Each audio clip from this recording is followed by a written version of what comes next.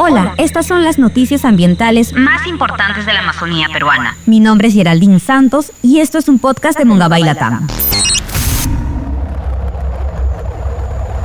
En Perú, más de 20 defensores ambientales indígenas han sido asesinados en el 2020. Los ataques a los líderes se deben a su trabajo de protección de los bosques y sus territorios comunales. Para luchar contra los grupos criminales que los acechan, los pueblos indígenas se han organizado en guardias.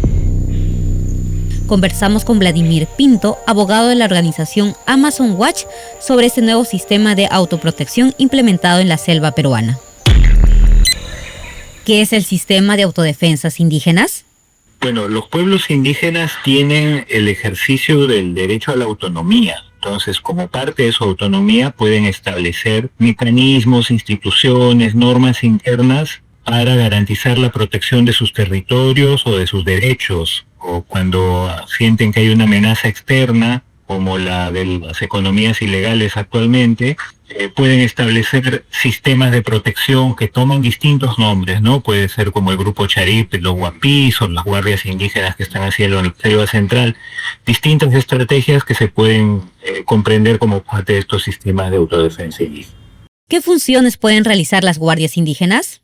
Bueno, los pueblos indígenas pueden ejercer su autonomía y establecer sus mecanismos de defensa, llámenlos como los llame, de acuerdo a las normas del derecho internacional, la Declaración de Derechos de los Pueblos Indígenas, el Convenio 169 y el artículo 149 de la Constitución Política del Perú, que básicamente dice que pueden ejercer su justicia propia y este mecanismo de autodefensa puede ser parte de esa justicia propia. Las funciones que ejercen son las que decidan ellos, siempre y cuando respeten el marco de protección de los derechos humanos, como dice el artículo 149 de la Constitución.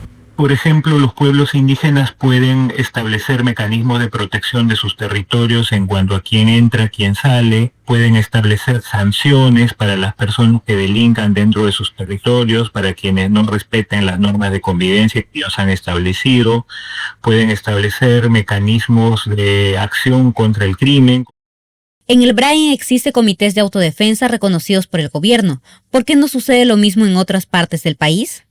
Mira, lo que sucede en el caso del Brain es, ellos se amparan en esta figura del decreto legislativo 741, los comités de autodefensa del tiempo de Fujimori, ¿no? Creo que es del año 91-92. Entonces esta es una norma especial que se dio para reconocer estos espacios, estas formas de organización para enfrentar a los movimientos alzados en armas, los grupos terroristas. Y en ese contexto se creó esta figura que se ha utilizado en el Brain, ¿no? Pero con una nueva ley el año 2022, la 31494, y no necesariamente está enfocado en pueblos indígenas, es una norma de alcance más general. Lo de los pueblos indígenas a veces se adecúa a esta legislación, pero en realidad deberían pararse más, como digo, en el convenio 169 y en el artículo 149 de la Constitución, los comités de autodefensa como ejercicio de la justicia propia.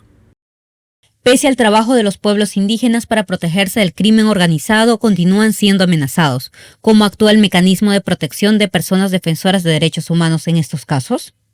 Pues mira, el mecanismo termina siendo un organismo reactivo, ¿no? Un espacio donde los pueblos indígenas acuden cuando ya hay situaciones de amenaza muy graves para que protejan a los defensores que están en riesgo de muerte en la mayoría de los casos, ¿no? O en una situación de amenazas que alerta al sistema de justicia, ¿no?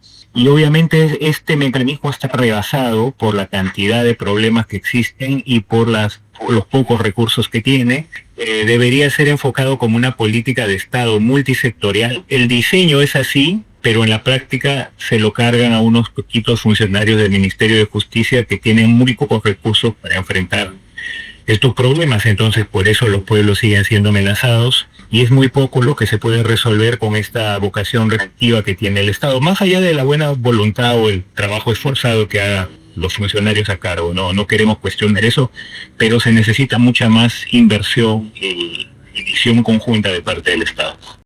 ¿Cómo debería contribuir la población civil para apoyar a los pueblos indígenas en su protección?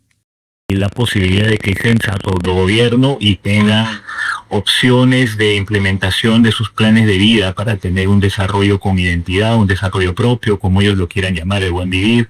Pero también la sociedad en su conjunto debe asumir responsabilidades por los problemas que están generando la crisis actual, ¿no? El mercado de drogas internacional, el mercado del oro internacional. La sociedad civil del norte debe asumir su responsabilidad en torno a esto y sus gobiernos también. Y la cooperación internacional debiera orientarse hacia la protección efectiva de los pueblos en el campo, ¿no? No tanto hacia la burocracia o hacia visiones muy generalistas sobre estos problemas. Si quieres profundizar En esta y otras noticias, puedes leer nuestros reportajes en Mungabay Latam. informamos con rigor. Claridad e independencia. Hasta un próximo episodio.